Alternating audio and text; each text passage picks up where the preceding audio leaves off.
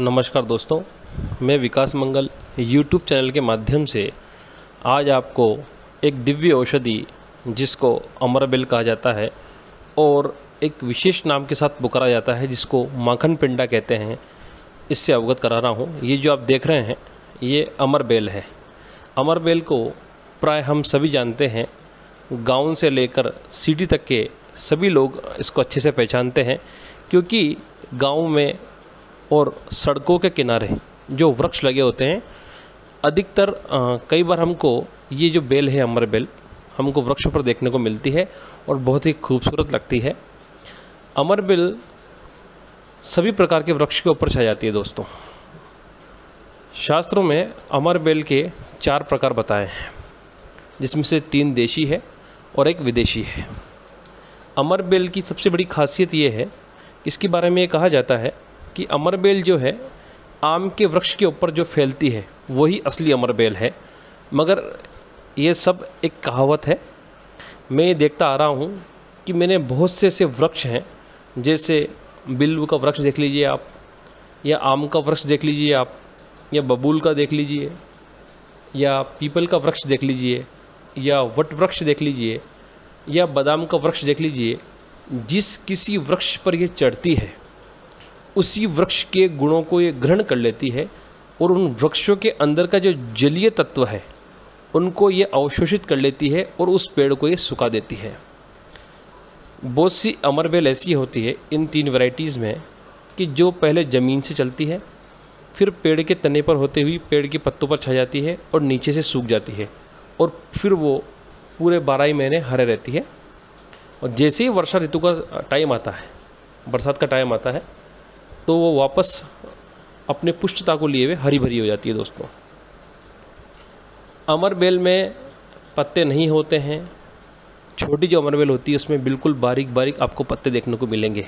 ये भी एक भेद की बात है, इसलिए कहा है कि अमरबेल 4 प्रकार की है, 3 देशी 1 विदेशी। विदेशी का मतलब यूँ है कि जो अमरबेल बाहर से आई है, मतलब यूनान की साइड से आई है, यूनानी जो अमरबेल होती है जिसको अफीमून भी कहते हैं, या दूसरी भाषा में कहते हैं हम विलायती अमरबेल या अफ्तीमून इत्यादि नामों से इसको जाना जाता है। जो अमरबेल है ये बड़ी फ़ायदेमंद है, कई प्रकार के रोगों में इसका उपयोग किया जाता है।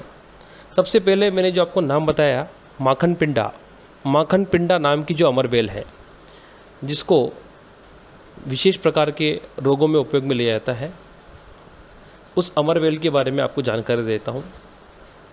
ये अमरबेल पेड़ों पर छाती है, ज़मीन से चलती है पहले और फिर पेड़ पर जा कर के इसकी बिल्कुल पीली पीली स्वर्णिम कलर की मोटी मोटी जो लटकन टाइप में जैसे हमारे बाल होते हैं उस प्रकार लटक जाती है पेड़ पर जा कर के। तो जो गांव के लोग होते हैं वो क्या करते हैं इसको, कि जो दही बिलो जिस मटके में हम दही जमाते हैं उस मटके के नीचे इस अमरबेल की एक गोल गोल चुंगली बना करके, चुंगली मतलब एक राउंड शेप में इसका गोला बना करके उसके ऊपर उस मटके को रख देते हैं, और फिर जो दही बिलोनी होती है उस बिलोनी के माध्यम से उस दही को बिलोते हैं। जब माखन निकाला जाता है तो माखन मतलब क्वांटिटी से ज़्यादा मात्रा में निकलता है, मतलब वृद्धि को प्राप्त होता है, मतलब इससे बरकत भी प्राप्त होती है। कहने का मतलब ये है कि ये आपको खाने पीने की जो वस्तु है, जैसे माखन हम निकालते हैं तो माखन ज़्यादा बैठता है, ऐसा कहा जाता है। गांव के लोग ऐसा कहते हैं कि इससे मक्खन बहुत अच्छा बैठता है, इसलिए इसका नाम माखन पिंडा है। दोस्तों सबसे बड़ी बात यह है कि जो अमरबेल है ये बहुत ही पौष्टिक है।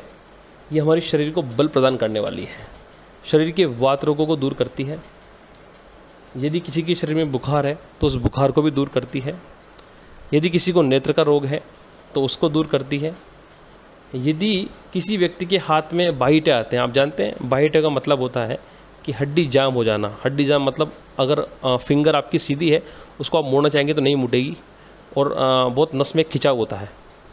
तो उसमें आप लोग क्या करें, थोड़ा सा अमरबेल का पंचांग लेकर के और उसको उबाल करके पानी के साथ, जैसे मान लीजिए पाव भर पानी लिया हमने और 50 ग्राम करीब अमरबेल ली, और उसको थोड़ा सा इमाम दस्ते में कूट करके या पत्थर की खरल में कूट करके उसको उबाल लिए।